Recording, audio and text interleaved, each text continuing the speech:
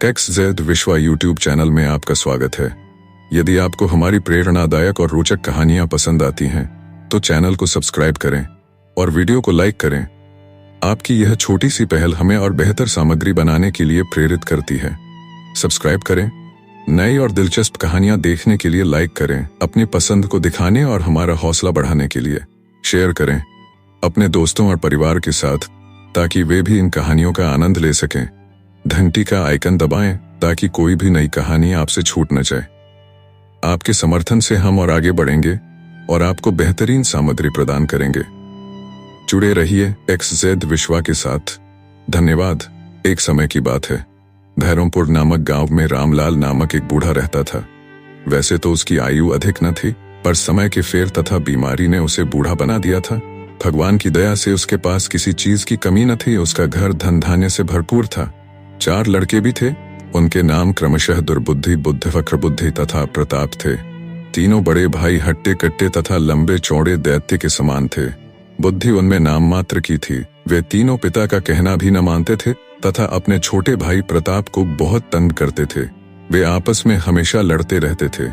इनके विपरीत प्रताप एक आज्ञाकारी युवक था। यद्यपि वह अपने तीनों भाइयों से कमजोर था, पर फिर भी वह काफी बलवान था। अपने पिता को संतुष्ट रखता तथा उनकी सेवा करता था।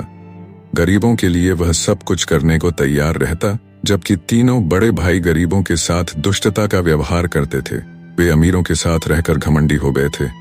पिता के धन को वे इस तरह उड़ाते कि पिता रामलाल भी सोचता कि मैंने इस धन का क्या करना है, मैंने तो मरना ही है, इन्हें करने दो जो कुछ यह करते हैं। इस पर भी उसने उन्हें 1-2 बार समझाया, पर वे न माने। एक दिन रामलाल ने प्रताप को बुलाया और कहने लगा, बेटा, मैं अब अधिक समय जीवित नहीं रहूंगा। तेरे तीनों भाई बड़े हैं, बलवान हैं तथा निर्बुद्धि हैं। वे तुझे धन में से कोई हिस्सा न देंगे, इसलिए मैंने तेरे लिए घुड़साल के छप्पर में धन रख दिया है। मेरे मरने के बाद तू उस धन को निकाल लेना तथा किसी दूसरे शहर में जाकर गुजारा कर लेना। मैं तुझे और कुछ नहीं दे सकता। यह सुनकर प्रताप की आंखों से आंसू निकलने लगे तथा वह रोता हुआ कहने लगा, पिताजी, आप ही तो इस दुनिया में मेरे सब कुछ हो। यदि आप ही ऐसी बातें कहेंगे तो मैं किसके सहारे रहूंगा। कुछ दिन बाद रामलाल चल बसा। तीनों बड़े भाई बहुत खुश हुए कि चलो रास्ते का कांटा तो हटा। बुड्ढा हर वक्त टोकता रहता था, अब कोई टोकने वाला तो न होगा। दिन बीतते गए। अब तीनों बड़े भाई धन के लिए आपस में लड़ने लगे। आखिरकार तीनों ने धन का बंटवारा कर लिया। वे तीनों प्रताप को भूल ही गए, जो पिता के मरने से बहुत दुखी था। जब उसका ध्यान आया तो उसे देखकर हंसने लगे और उसका मजाक उड़ाने लगे। ने कहा, मुझे तुम लोगों से कुछ नहीं चाहिए। पिताजी, मुझे मेरे धन की जगह बता। तय है, मैं तुम्हारे साथ नहीं रहना चाहता। भोले भाले प्रताप ने उन दुष्ट भाइयों को सब कुछ बता दिया। उसने यह न सोचा था कि ये दुष्ट यह धन भी छीन लेंगे, और वही हुआ जो उसने सोचा भी न था। तीनों भाइयों ने उसे खूब मारा। आखिरकार उसे धन का पता बताना ही पड़ा। बड़ा भाई दुर्बुद्धि वहां से धन की पेटी उठा लाया। जब उसने पेटी खोली तो उनकी आंखें आश्चर्य से फैल गई, क्योंकि उसमें इतना धन था जिससे वे सारा गांव खरीद सकते थे। इसके अलावा उसमें एक चमचमाती तलवार भी पड़ी थी। यह देखकर छोटे भाई प्रताप की आंखों में खून तर आया, पर वह उनका कुछ बिगाड़ नहीं सकता था। इस अन्याय को देख मंझले भाई बुद्ध के दिल में थोड़ा रहम आ गया। उसने प्रताप को अपने हिस्से में से कुछ धन दे दिया तथा वह तलवार भी दे दी, जो संदूक से निकली थी। इसके साथ ही उसने उसे वहां से जाने को कहा। उसने धन को थैले में डाला, तलवार को कमर में खोसा और घुड़साल से एक बढ़िया सा घोड़ा लेकर उस पर सवार होकर शहर की तरफ चल दिया। जब वह शहर पहुंचा तो रात होने को थी। रात बिताने के लिए उसने एक घर का दरवाजा खटखटाया। एक आदमी ने आकर दरवाजा खोला तो उसने रात भर ठहरने की जगह मांगी। वह आदमी उसे अंदर ले गया और भोजन कराया। भोजन करते समय उसने तलवार एक तरफ रख दी। उस आदमी ने, जो कि एक विद्वान था, तलवार उठा ली और उसे देखने लगा। तभी उसकी आंखें आश्चर्य से फैल गई। वह उससे कहने लगा, नवयुवक, तुम बड़े भाग्यवान हो। तुम्हारी तलवार जादुई है। तुम इससे जो भी कहोगे वह पूरा होगा, पर यदि तुम कायर होगे तो यह तलवार तुम्हारा गला काट देगी। ये सुनकर प्रताप बड़ा खुश हुआ। दूसरे दिन फिर वह सफर पर चल दिया। अभी वह कुछ ही दूर गया था कि एक जगह उसे भीड़ दिखाई दी। उसने एक आदमी से कारण पूछा तो उसने बताया कि उस देश की राजकुमारी को कोई जादूगर उठा ले गया है। राजा ने ढिंढोरा पिटवाया है, कि जो कोई भी राजकुमारी को उस जादूगर से छुड़ा लाएगा उसकी शादी राजकुमारी से कर दी जाएगी तथा आधा राजपाट दे दिया जाएगा। यह सुनकर प्रताप ने सोचा कि चलो बहादुरी आजमाने का एक काम तो मिला। फिर उस आदमी से पूछा कि क्या किसी को यह पता नहीं कि राजकुमारी कहाँ है तथा किस जादूगर के कब्जे में है।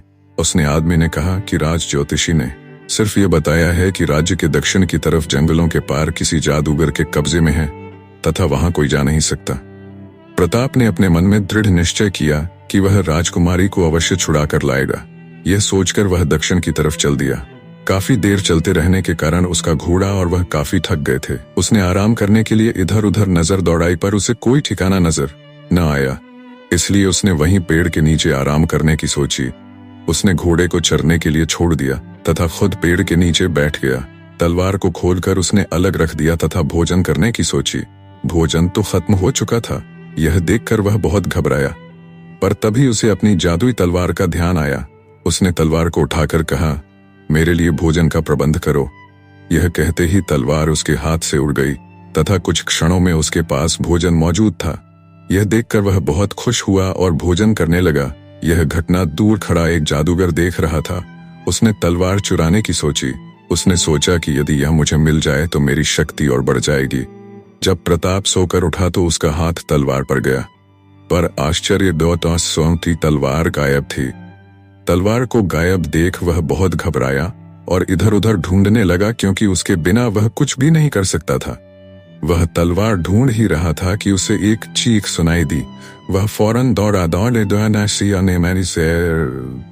जब उसने वह दृश्य देखा तो समझ गया कि वह व्यक्ति उसकी तलवार चुराने की कोशिश में था, पर तलवार तो सिर्फ बहादुर व्यक्ति के लिए थी, इसलिए उसे मारे डाल रही थी। को देखकर जादूगर ने हाथ जोड़कर कहा, अपनी इस तलवार को रोक लो, अन्यथा मैं मर जाऊंगा। मैं जिंदगी भर आपकी गुलामी करूंगा। यह सुनकर प्रताप को दया आ गई। उसने तलवार को रुकने का आदेश दिया तथा उसे अपनी कमर में खोंस लिया। प्रताप ने तलवार से दवा मंगाकर उस जादूगर को लगाई तथा उसके बारे में पूछा। जादूगर ने कहा, मैं एक छोटा सा जादूगर हूँ, मेरा नाम नगीना है। पहले मैं यहाँ से कुछ दूर एक जादूगर के प्रदेश में रहता था। वहाँ का सरदार बहुत बड़ा जादूगर है। अभी कुछ दिन हुए वह एक सुंदर राजकुमारी को उठा लाया है। मैंने बहुत कहा कि उसे वापस भेज दे, परंतु वह नहीं माना, बल्कि मुझे मार पीट कर भगा दिया। मैं उससे बदला लेना चाहता था, तभी मेरी नजर तुम्हारी जादुई तलवार पर पड़ी। मैंने सोचा कि यदि यह तलवार प्राप्त हो जाए तो मैं उससे बदला ले लूंगा। आगे का हाल तो आपको पता ही है। यह कहकर वह चुप हो गया। प्रताप ने प्रसन्नता से उसकी तरफ देखा तथा पूछने लगा, क्या तुम मुझे वहां तक ले जा सकते हो जहां तुम्हारा प्रदेश है? मैं भी राजकुमारी को छुड़ाने जा रहा हूँ। हम तुम दोस्त हैं, तुम मेरी मदद से उससे बदला ले लो तथा मैं राजकुमारी को छुड़ा लाऊं। जादूगर नगीना ने निराश स्वर में कहा, नहीं, मैं तुम्हें वहां नहीं ले जा सकता, क्योंकि रास्ते में आदमखोर दानवों की बस्ती है जो हमें जिंदा नहीं छोड़ेंगे, और मेरे पास अब कोई जादुई उड़न खटोला भी नहीं है जिस पर बैठकर हम उड़ सकें। ये सुनकर प्रताप ने पूछा, यदि तुम मेरी तलवार चुरा लेते तब तुम अपना बदला किस प्रकार लेते? तब जादूगर नगीना ने कहा कि 2 महीने बाद जादूगर मोड़क अपनी शक्ति से मुझे बुला लेता, तब मैं अपना बदला ले लेता। आखिर दोनों ने सलाह बनाई कि आदमखोरों की बस्ती में से ही जाना होगा और उन्हें मारना होगा। ये सलाह बनाकर दोनों वहां से चल दिए। काफी दूर चलने के बाद उन्हें एक महल दिखाई दिया जिसमें बड़े बड़े दैत्य घूम रहे थे। उनको देखकर जादूगर नगीना घबरा गया, पर प्रताप ने उसे तसल्ली दी और वे भोजन करने लगे। भोजन करने के बाद उन्होंने आगे के कार्यक्रम के बारे में सोचा। प्रताप ने कहा कि हमें रात में इस बस्ती को पार करना चाहिए ताकि अधिक खून खराबा भी न हो और हम अपनी मंजिल पर पहुंच जाएं। दोनों आराम करने के लिए वहीं लेट गए। जब उनकी आंख खुली तो उन्होंने घबराकर तुरंत आंखें बंद कर ली, क्योंकि ठीक सामने मैदान में आग जल रही थी और वे रस्सों में बंधे हुए थे। ये देखकर नगीना घबरा गया और कहने लगा, मित्र, हम आदमखोरों के हाथ पड़ गए हैं। गलती मेरी ही थी, क्योंकि मैंने तुम्हें यह नहीं बताया कि इनकी सूंघने की शक्ति बहुत तेज होती है और वे बहुत दूर तक सूंघ लेते हैं। अब हमारे बचने की कोई आशा नहीं। प्रताप ने मुस्कुराकर कर कहा, तुम फिक्र क्यों करते हो? जब तक हमारे पास जादुई तलवार है तब तक हमारा कोई कुछ नहीं बिगाड़ सकता। अभी वे बात कर ही रहे थे कि उन्हें शोर सुनाई दिया। तब उन्होंने देखा कि आदमखोर और 2 व्यक्तियों को बांधकर नाचते हुए उनकी तरफ आ रहे हैं। सब दैत्यों ने उनके चारों तरफ घेरा डाल लिया तथा दोनों बंदियों को भी उनके पास पटक दिया। दोनों व्यक्ति बेहोश थे। जब उन्हें होश आया तो वे बहुत घबराए हुए थे। प्रताप ने नगीना से पूछा कि यह अब हमारा क्या करेंगे? तो नगीना ने कहा कि हम चारों बंदियों को भून कर खाएंगे। जल्दी से जल्दी जो कुछ हो सके कर लो, नहीं तो मौत निश्चित है। प्रताप ने उसे तसल्ली दी और बाकी बंदियों की तरफ देखा जो पूरी तरह होश में आ चुके थे। प्रताप ने उनसे पूछा, आप कैसे बंदी बन गए?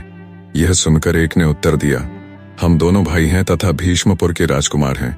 हमारी बहन राजकुमारी को कोई बड़ा जादूगर उठा ले गया। हम उसे छुड़ाने जा रहे थे, इनसे टक्कर हो गई। हमारे सैनिक मारे गए तथा हमें बंदी बना लिया गया। हम भी अब कुछ क्षण के मेहमान हैं। यह सुनकर प्रताप ने सोचा कि चलो 2 से 4 हो गए। उससे उन दोनों राजकुमारों को, जिनका नाम राम और श्याम था, सारी बातें बताईं कि वह दोनों भी उसी काम से, अर्थात राजकुमारी को छुड़ाने जा रहे थे। हमें भी इन्होंने पकड़ लिया। राजकुमार भी खुश हुए, लेकिन उनकी खुशी क्षण भर की थी, क्योंकि उन्हें दैत्यों ने मारकर खा जाना था। उनके मन की स्थिति जानकर प्रताप ने कहा, आप फिक्र न करें, मेरे पास जादुई तलवार है, वह हमें बचा लेगी। ये सुनकर राजकुमार खुश तो हुए, पर वे संतुष्ट न थे। 4 दैत्य उन्हें आग में डालने के लिए आगे बढ़े। उसी समय प्रताप ने अपनी तलवार पर हाथ रखकर कहा, हमारे बंधन काट दो और इन 4 दैत्यों को मार दो। इतना कहते ही तलवार अपने आप कमर से निकल गई तथा हवा में उड़कर उनके बंधन काटकर दैत्यों की ओर लपकी। फौरन उनके सिर जमीन पर लुढ़कते नजर आए। यह देखकर चारों बंदी तो प्रसन्न हो गए, पर दैत्य घबरा गए। वे फिर चारों तरफ से आगे बढ़ने लगे। यह देखकर प्रताप ने कहा, जो आगे बढ़े उसका सिर काट दो और हम चारों की रक्षा करो। प्रताप के कहते ही तलवार उनके चारों तरफ घूमकर दैत्यों के सिर काटने लगी। 4 दैत्य उनके पास पहुंच गए और तलवार अभी दूर कहीं दैत्यों को मार रही थी।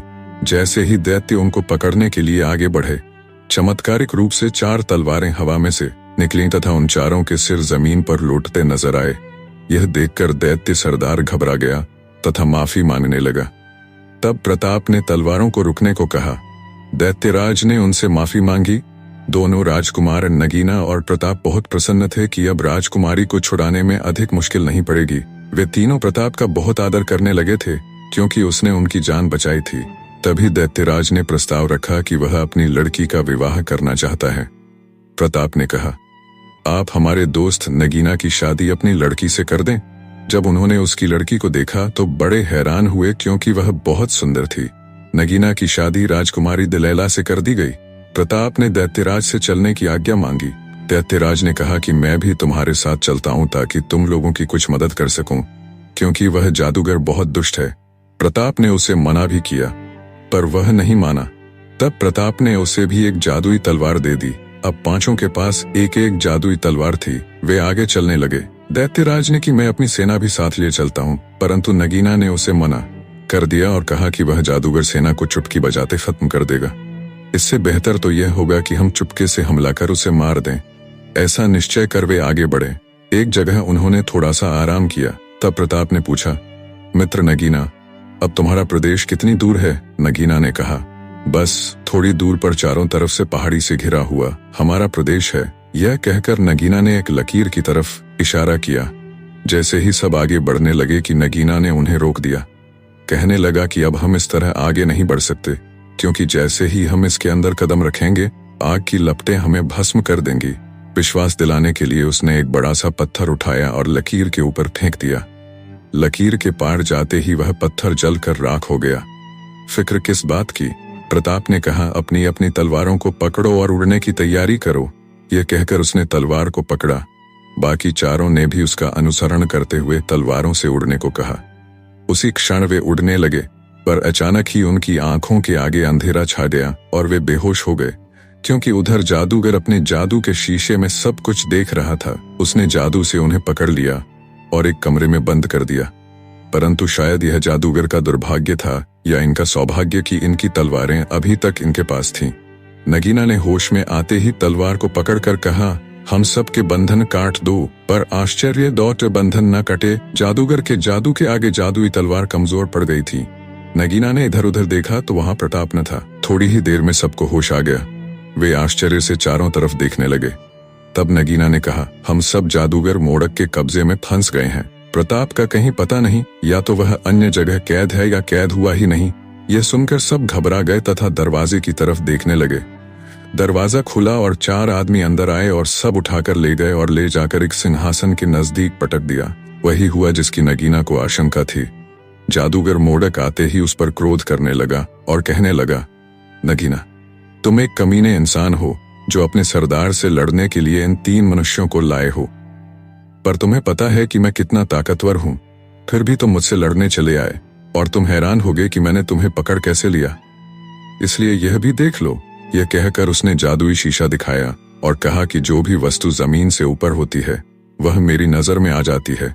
यही तुमने गलती की। अगर तुम जमीन पर होते तो शायद मैं तुम्हें न पकड़ पाता। उधर प्रताप ने तलवार को हाथ में पकड़कर उड़ने को कहा। अचानक उसकी नजर ऊपर गई जहां से एक जाल उत्पन्न होकर उन पर गिरने ही वाला था। प्रताप अपने साथियों को इससे बचाना चाहता था पर बचा न सका, परंतु उसने तलवार को नीचे जाने का आदेश दे दिया और खुद बच गया।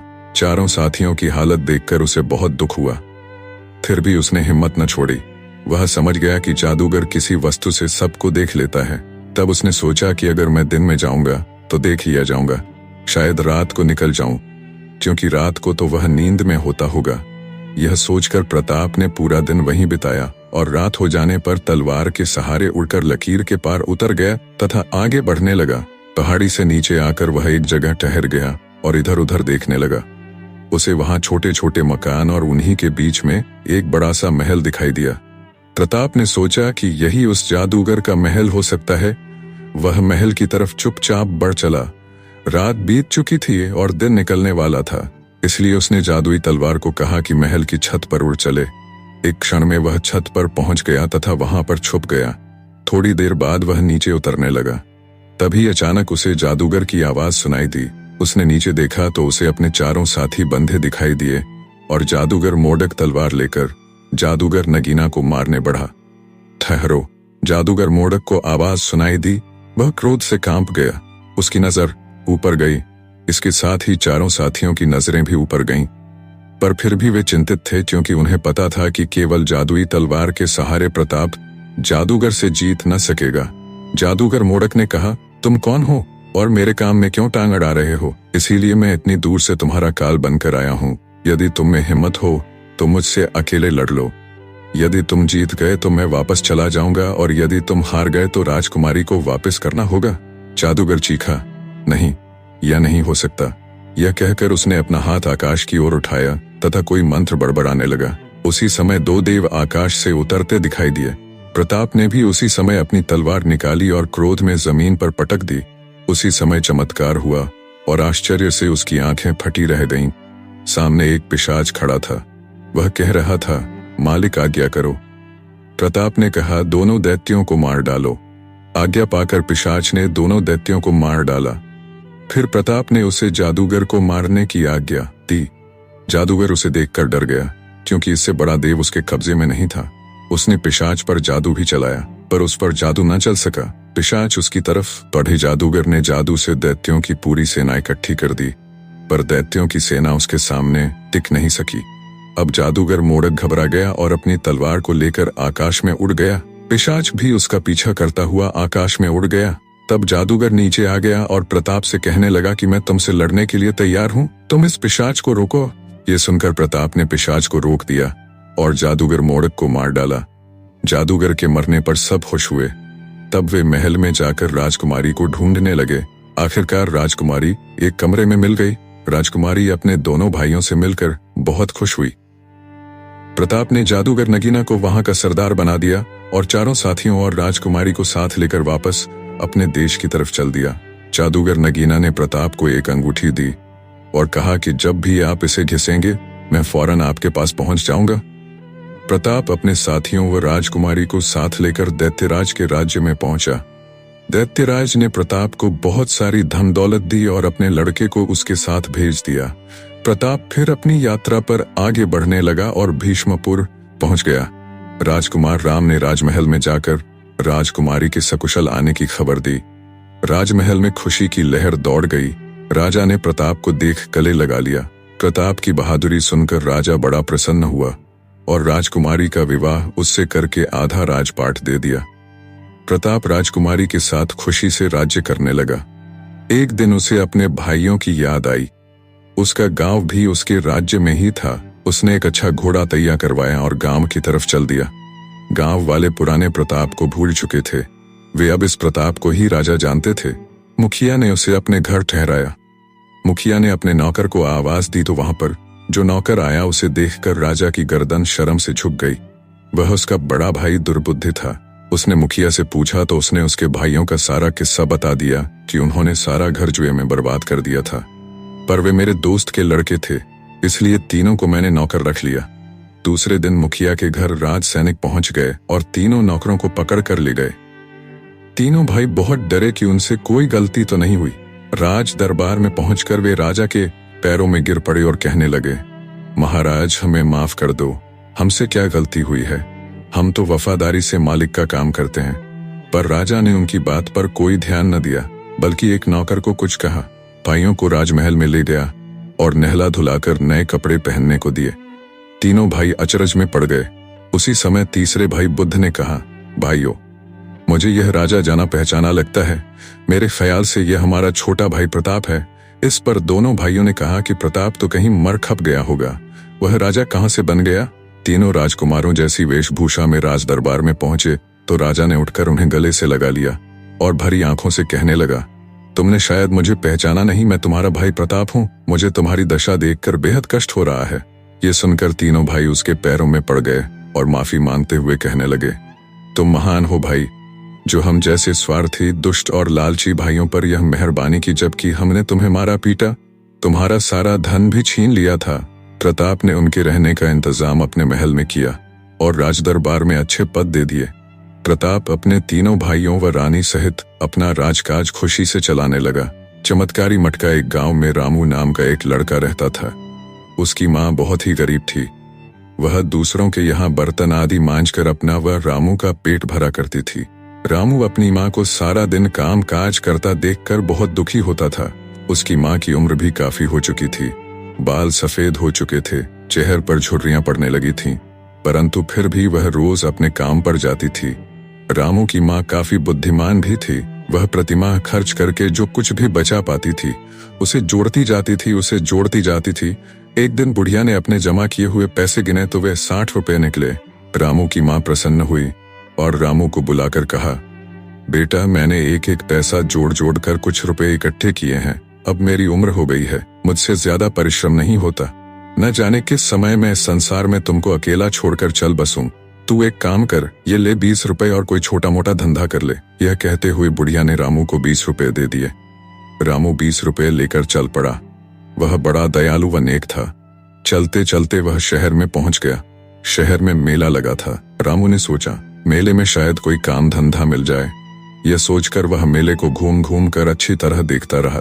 मेले में हर प्रकार की वस्तुओं की बिक्री हो रही थी। व्यापारी लोग जोर जोर से अपनी अपनी वस्तुओं की तारीफ कर रहे थे। रामू एक दुकान से दूसरी दुकान और दूसरी दुकान से तीसरी दुकान करता हुआ सभी दुकानों पर घूम गया, परंतु उसे कोई भी अपने मतलब की वस्तु नहीं दिखाई पड़ी जिसको खरीदकर कोई अपना छोटा मोटा धंधा शुरू कर सकता। आखिर घूमते घूमते वह पशुओं की दुकान के सामने जा पहुंचा। यहाँ पर कई प्रकार के पशु बेचे जा रहे थे। रामू उन पशुओं की बिक्री होते देखता रहा। उसी समय एक कसाई आया और उसने सारी बकरियां एक साथ खरीद लीं। बकरियां खरीदकर वह उन्हें घसीटकर मारता हुआ कसाई खाने की तरफ ले जाने लगा। बकरियां जोर जोर से मिमियाने लगी थीं। उनमें एक बकरी बहुत ही कमजोर व दुबली पतली थी। वह चलते चलते बार बार गिर पड़ती थी। रामू का हृदय उन बकरियों को चीखते चिल्लाते देख रो उठा। उधर उस पतली दुबली बकरी को गिरता देख कसाई को बड़ा क्रोध आया। कसाई अपना छुरा निकालकर उसे मारने लगा। रामू को उस कमजोर बकरी पर दया आ गई। वह समझ गया था कि कसाई उन बकरियों को मारकर उनका मांस बेचेगा, लेकिन वह बेचारा क्या कर सकता था। उसके पास इतने पैसे तो थे नहीं कि वह सब बकरियों को उससे खरीद लेता। उस कसाई से बोला, ए भाई, तुम इस बकरी को मत मारो, यदि चाहो तो इसे मुझे बेच दो। कसाई झट तैयार हो गया। दुबली सी बकरी उसके लिए काम की नहीं थी। उसने रामू को 20 रुपए के बदले वह कमजोर बकरी बेच दी। रामू उस कमजोर बकरी को उठाकर अपने घर ले गया। रामू की माँ ने देखा कि रामू 20 रुपए में इस कमजोर बकरी को ले आया है तो वह बहुत क्रोधित हुई और उसे भला बुरा कहने लगी। रामू ने अपनी माँ से कुछ नहीं कहा। और बकरी की दिन रात सेवा करने लगा। बकरी रामू की सेवा से जल्दी ही अच्छी हो गई, परंतु रामू की माँ को वह बकरी एक आंख न भाती थी। एक दिन फिर रामू को 20 रुपए देते हुए उसकी माँ ने कहा, बेटा यह 20 रुपए लो और अब की बार सोच समझ कर ही कोई वस्तु खरीदना। इस बार भी यदि तुमने कोई बेकार चीज खरीदी तो मुझसे बुरा कोई न होगा। रामू फिर 20 रुपए लेकर चल पड़ा। चलते चलते वह एक नदी के किनारे पहुंच गया। उसे बहुत जोरों से प्यास लगी थी। उसने सोचा, चलो नदी से थोड़ा पानी पी लिया जाए, फिर कोई धंधा पानी देखेगा। यह सोचकर वह नदी की ओर बढ़ा। नदी के किनारे एक मछुआरा बैठा मछली पकड़ रहा था। रामू ने नदी से पानी पिया तो उस मछुआरा की तरफ देखने लगा जो मछली पकड़ने में तल्लीन था। उसी समय रामू ने देखा मछुआरे के जाल में सिर्फ एक ही मछली फंसी है, जिसका रंग सुनहरा था। अपने जाल में सिर्फ एक मछली फंसी देखकर वह उदास हो गया और फूट फूट कर रोने लगा। रामू ने आश्चर्य से मछुआरे की ओर देखा और बोला, क्यों भाई, तुम इस तरह क्यों रो रहे हो? मछुआरा बोला, भाई आज मुझे महाजन को ब्याज देना है और घर में खाने को अन्न का एक दाना तक नहीं है। आज सारे दिन में यही एक मछली हाथ आई है। अब तुम ही बताओ इससे हमारा क्या बनेगा? रामू के दिल में उस मछुआरे की बात सुनकर दया आ गई। वह बोला, तुम एक काम करो भाई, यह 20 रुपए रख लो और मुझे यह सुनहरी मछली दे दो। मछुआरा तुरंत तैयार हो गया। वह 20 रुपए में रामू को मछली दे खुशी खुशी घर लौट गया।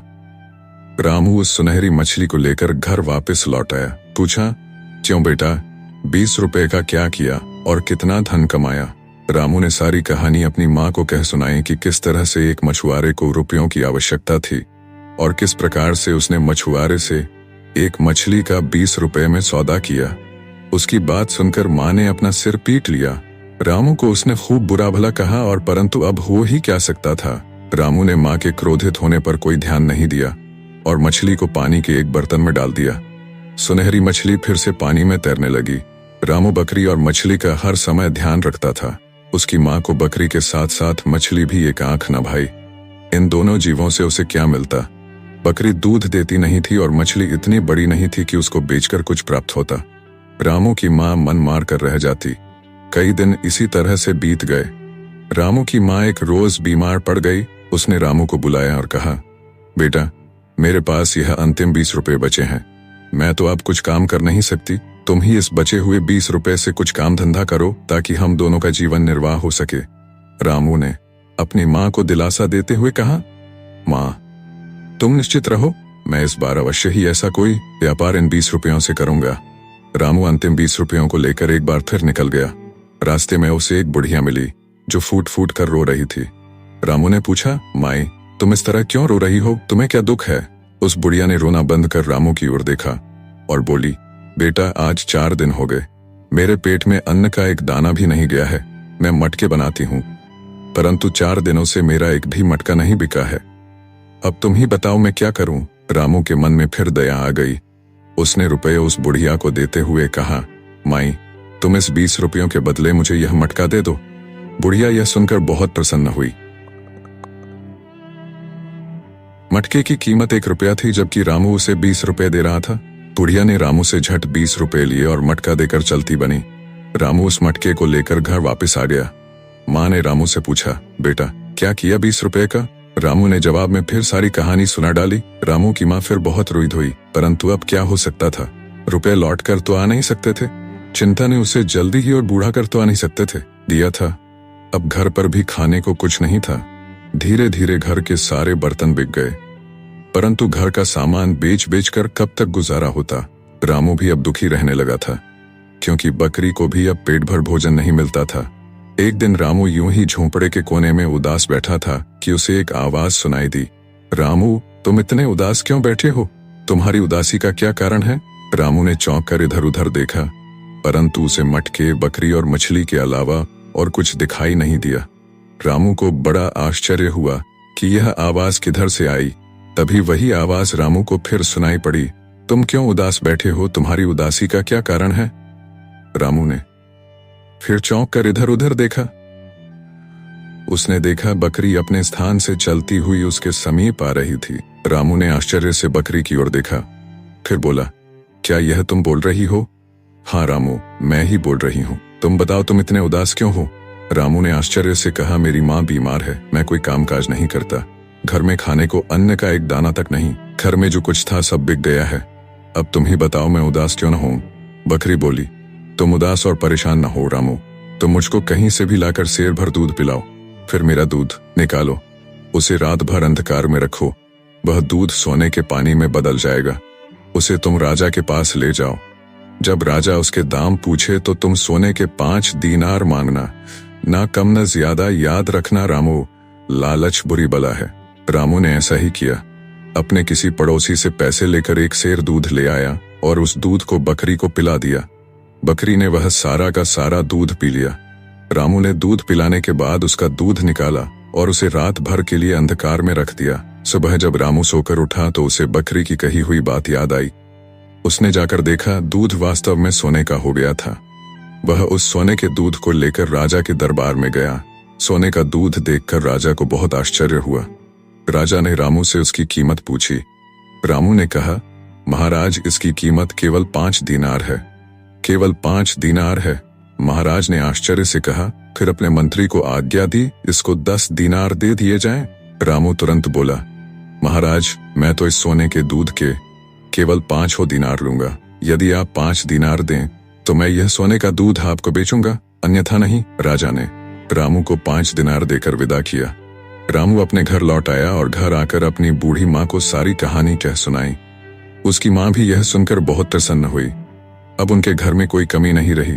बकरी को रामू रोज दूध पिलाता, फिर उसका दूध निकालता, उसे रात भर के लिए अंधेरे में रखता और प्रातः राजा को वह सोने का दूध 5 दीनार में बेच आता। धीरे धीरे रामू उस गांव का सबसे अधिक धनी व्यक्ति हो गया। दयालुता तथा नेकी अब भी उसके हृदय में समाई हुई थी। जब भी कोई दुखिया आकर उसके सामने अपना दुखड़ा रोता तो वह उसकी भरपूर मदद करता। उसकी इस नेकी और दयालुता की चर्चा धीरे धीरे सारे गांव में होने लगी। एक दिन रामू अपने आलीशान घर में बैठा खाना खा रहा था कि उसी समय उसके कानों में एक पतली सी आवाज पड़ी, रामू। 2 शॉट्स। रामू चौंक कर इधर उधर देखने लगा, परंतु उसे सिवाय मछली के और कोई दिखाई नहीं पड़ा। रामू खाना खाने लगा। उसी समय फिर आवाज आई, रामू मैं मछली बोल रही हूँ। रामू ने चौंक कर देखा, मछली के होंठ धीरे धीरे हिल रहे थे। वह आश्चर्यचकित स्वर में बोला, मछली यह तुम बोल रही हो? हाँ रामू, मछली बोली, यह मैं बोल रही हूँ। मुझे अपने माता पिता से बिछड़े काफी समय हो गया है। मेरे माता पिता परेशान हो रहे होंगे। यदि तुम मुझे वापस उसी नदी में छोड़ आओ तो मैं वायदा करती हूँ कि कभी भी तुम्हें मेरी सहायता की आवश्यकता पड़ी तो तुम्हारे 3 बार मछली रानी पुकारते ही सहायता को आ जाऊंगी। रामू स्वभाव से दयालु था। उसे किसी प्रकार का लालच भी नहीं था, इसलिए वह खुशी मछली को उसी नदी में छोड़ आया। धीरे धीरे समय गुजरता गया। लगभग 2 वर्ष पश्चात सारे देश में अकाल पड़ा। वर्षा न होने के कारण नदी नाले तालाब सब सूख गए। धरती गर्मी के कारण चटकने लगी। लोगों में त्राही त्राही मचने लगी। लोग पानी की एक एक बूंद को तरसने लगे। रामू के गांव में भी यह संकट आया। रामू के घर में भी पानी की एक बूंद शेष नहीं रह गई थी। दूसरों की सहायता करने वाला रामू उदास हो गया। वह यूं ही बैठा सोच ही रहा था कि एक सुरीली सी आवाज रामू के कानों में गूंजी, रामू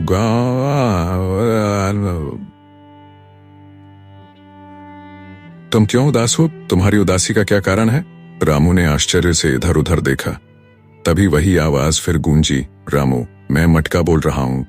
यह कहते हुए मटका लुढ़कता हुआ उसके करीब आकर रुक गया। यह तुम बोल रहे हो? रामू ने आश्चर्यचकित हो पूछा। हाँ, यह मैं बोल रहा हूँ। तुम अपनी उदासी का कारण बताओ, हो सकता है मैं तुम्हारी कुछ मदद कर सकूं। मटका बोला, तुम तो जानते ही हो कि वर्षा न होने की वजह से सारे देश में अकाल पड़ गया है।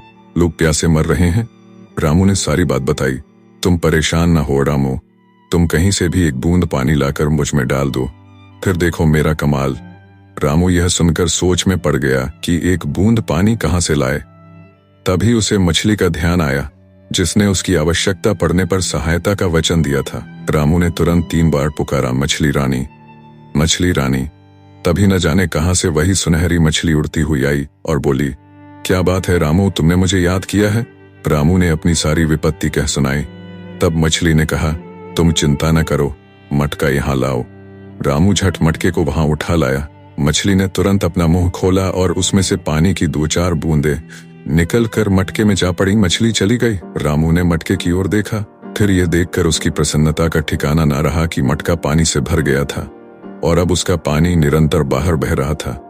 तभी मटका बोला, रामू, मुझे उठाकर बाहर बरामदे में तिरछा रख दो, पानी का संकट समाप्त हो जाएगा। परंतु एक बात का ध्यान रखना, पानी के लिए किसी को मना मत करना। रामू ने वैसा ही किया, घड़े को उठाकर बरामदे में तिरछा कर दिया। पानी तेजी के साथ मटके में से निकलकर गांव में फैलने लगा। गांव वाले रामू की जय जयकार करने लगे। गांव में सूखा समाप्त हो गया, अकाल खत्म हो गया। जब यह खबर राजा के कानों में पड़ी तो वह रामू के गांव में जा पहुंचा। राजा ने रामू को अपने गले से लगा लिया और बोला, रामू, कुछ दिनों के लिए यह मटका मुझे दे दो ताकि देश का अकाल समाप्त हो जाए। रामू सहर्ष तैयार हो गया। राजा मटका ले गया। उससे निरंतर बहते पानी ने सारे देश में फैले अकाल को दूर भगा दिया। राजा ने खुश होकर राजकुमारी का विवाह रामू के साथ कर दिया और साथ ही आधा राजपाट भी रामू को दे दिया।